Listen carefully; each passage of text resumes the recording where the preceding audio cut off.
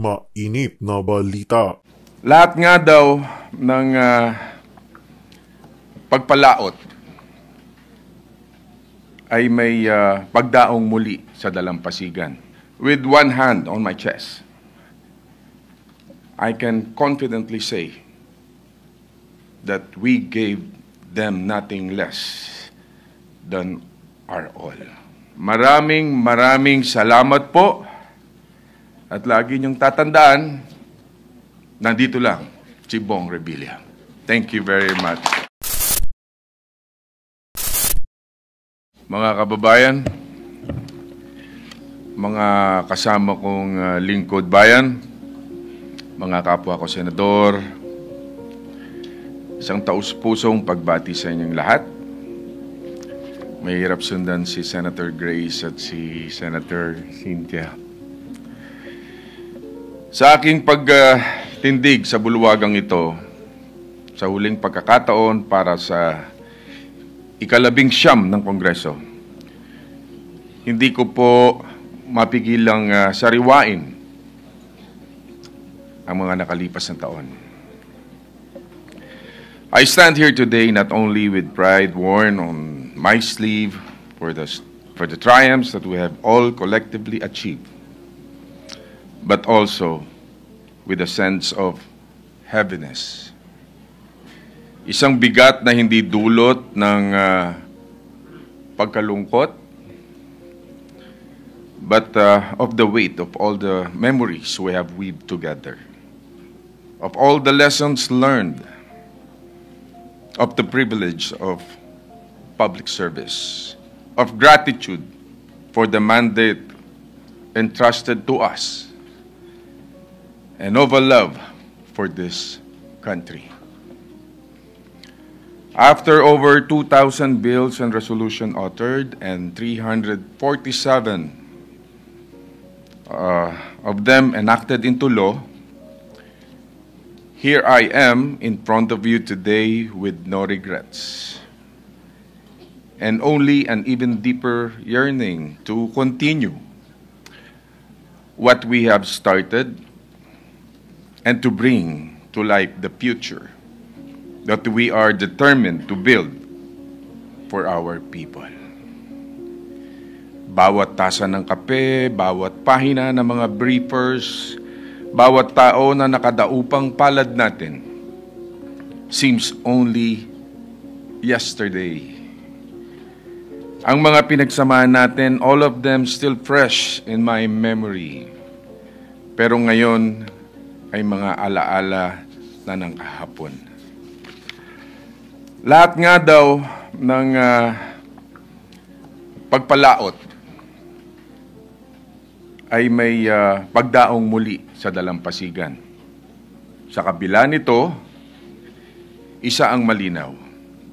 Ang puso natin ay mananatiling nakaangkla sa serbisyo publiko. 3 dekada na ang nakaraan nang unang sumagot ako sa tawag ng paglilingkod bayan. I was only 28 when I was elected Vice Governor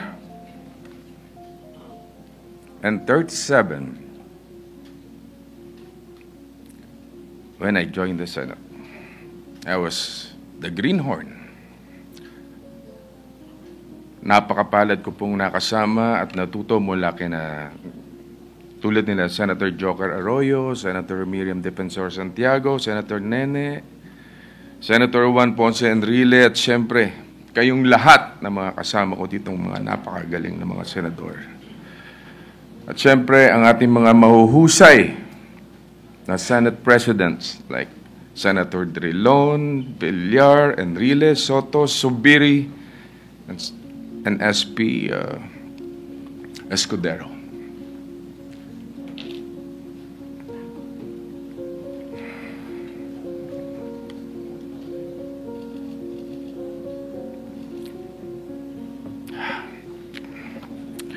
Mga leader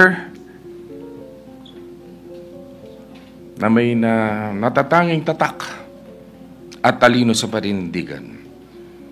Sa kanilang pamumuno, higit nating naitaguyod ang dangal ng Senado na ipagpatuloy ang ating paglilingkod sa sambayan ng Pilipino na may tapang at prinsipyo. At sa 30 taon na lumipas, taas noo kong masasabi na hinubog tayo ng karanasan na pinanday ng lahat ng mga leksyon sa buhay, honed and shaped into the public servant I am today. Ito ay sa kabila ng lahat ng mga dagok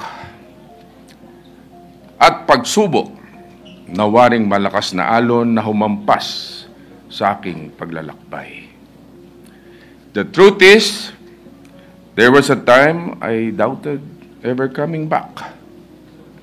Sapagkat hindi naman po kaila sa lahat ang aking kwento kung paano pinutikan ang aking reputasyon at pagkatao na matagal kong iningatan. The journey back here was not easy. Nagbalik ako sa Senado, hindi lamang ng may karanasan, kung hindi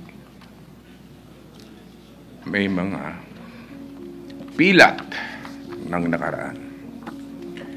Ngunit gaya ng kawayang sumasabay ng imbay ng hangin at marunong yumuko, muli tayong tumayo, hindi lamang para sa ating sarili, kung hindi para sa lahat ng mga Pilipinong naniwala sa ating ipinaglalaban.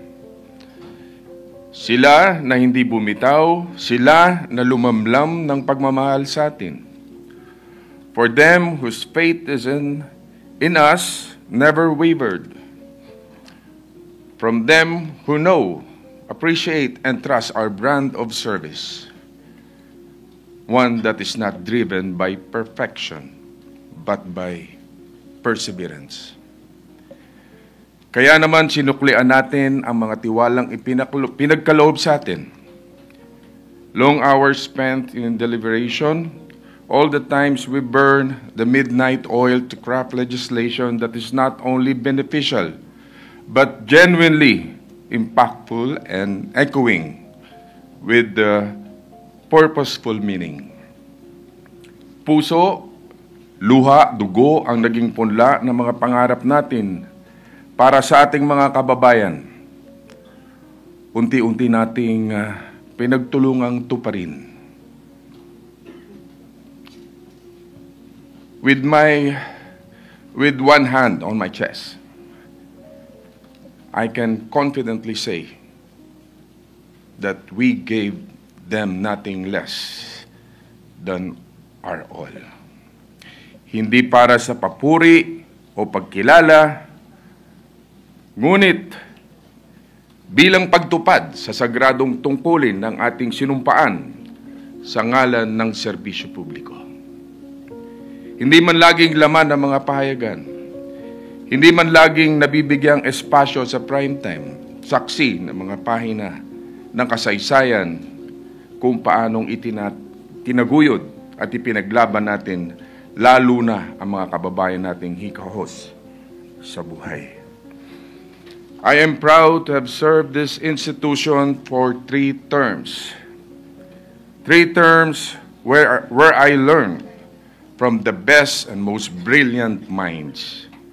3 termino kung saan binigyan ako ng pagkakataon na humabi ng mas matibay na koneksyon sa ating mga kababayan.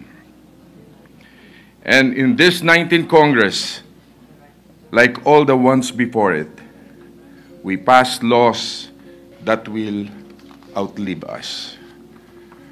Our legislative accomplishments that have become landmark laws on social justice, education, health, economic recovery, the welfare of our workers, and the marginalized.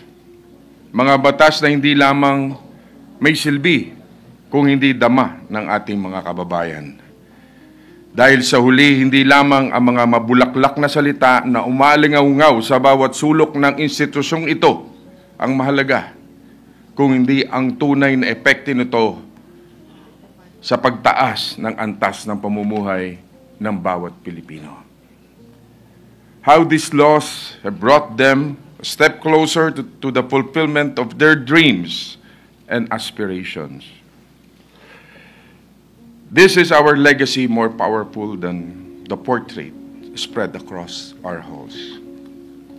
And while we have every reason to hold our heads high for all we have achieved thus far, we are even more grounded and humbled by the realization of our mission is far from over. It is true that there is still much to be done, but I look at it more than just a challenge, but as a fountain of strength from which we will draw our purpose even more. As I flip to the next page of this story called life, it is only proper to not only look back, but give thanks.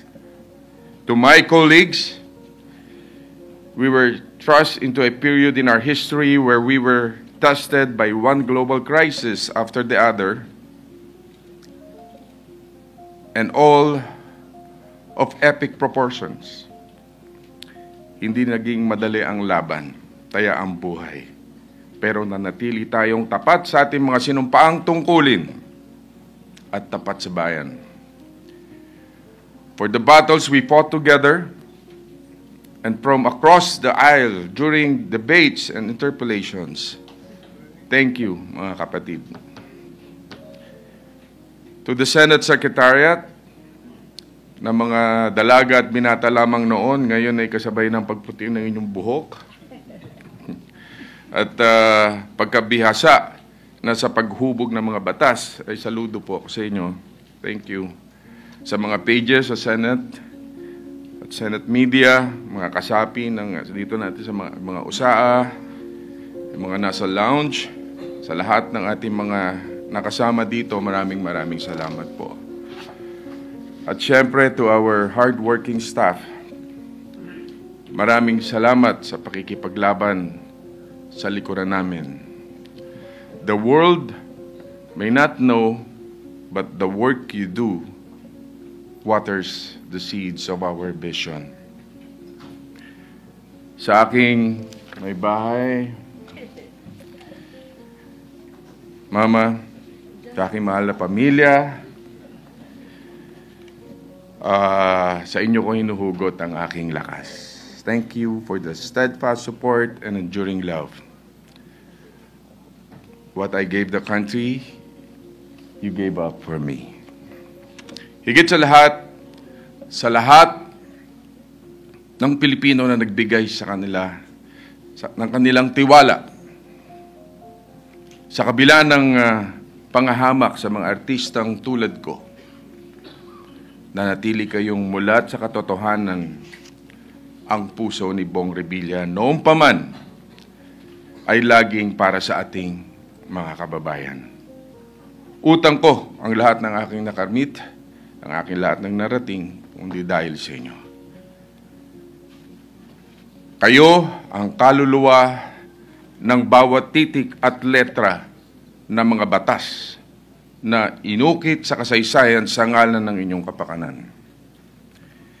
It is my hope that you have felt me as your senator. Hindi lamang salita, kung hindi sa action. It pains me to have faced defeat in the elections, not for the loss of title or position, but for the missed opportunity to continue the honor and privilege of being the voice of our people in this chamber. Pero hindi naman po ako nangangamba dahil nandito lahat ang mga magigiting at mahuhusay nating senador na tulad nating mapagmahal sa bayan.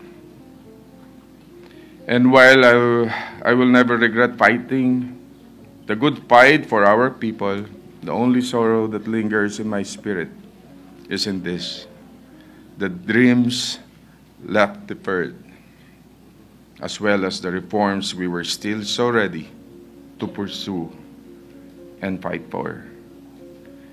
Pero sa nakatakdang panahon, alam natin na ang panghihinayang na ito ay mapapalitan ng kalinawan, na ang mga tanong ay matutumbasan din ng kasagutan. And by God's grace, in His perfect time, ang paglalagom ng yugtong ito ay magbubunsod ng pagbabaling ng bagong pahina. Isang pahina na hindi basta isinulat, kundi iginuhit ng pag-asa.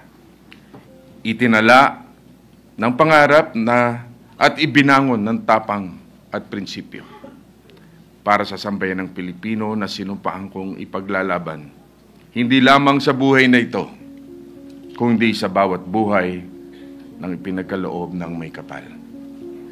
Hindi ito wakas kung hindi panibagong yugto na saan man dalhin ng agos ng buhay, may posisyon man o wala, lagi akong titindig para sa bansa at taong bayan. Isa ang tiyak niyong maasahan, si Bong Revilla, kung gaano ang sigasig sa loob ng bulwagang ito, gayon din bilang pribadong mamamayan. Today, maybe goodbye for some, while for others, it may be a transition. Ngunit, para po sa akin, ito ay isang kabanata lamang na lalagpasan at hindi tatambayan.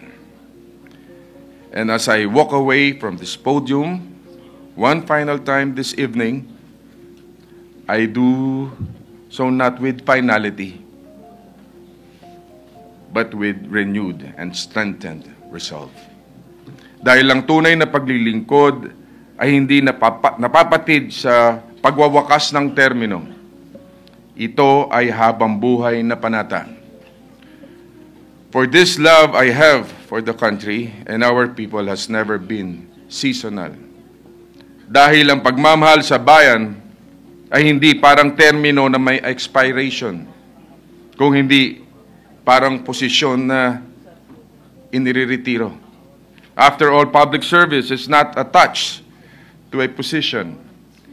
It is a commitment, and it is calling that I will always willingly and wholeheartedly answer. Malaging maninindigan sa tama, bitbit ang dangal ng bayan, at pusong alay sa sambayanan. Muli, maraming salamat po, at lagi niyong tatandaan, nandito lang si Bong Revilla. Thank you very much.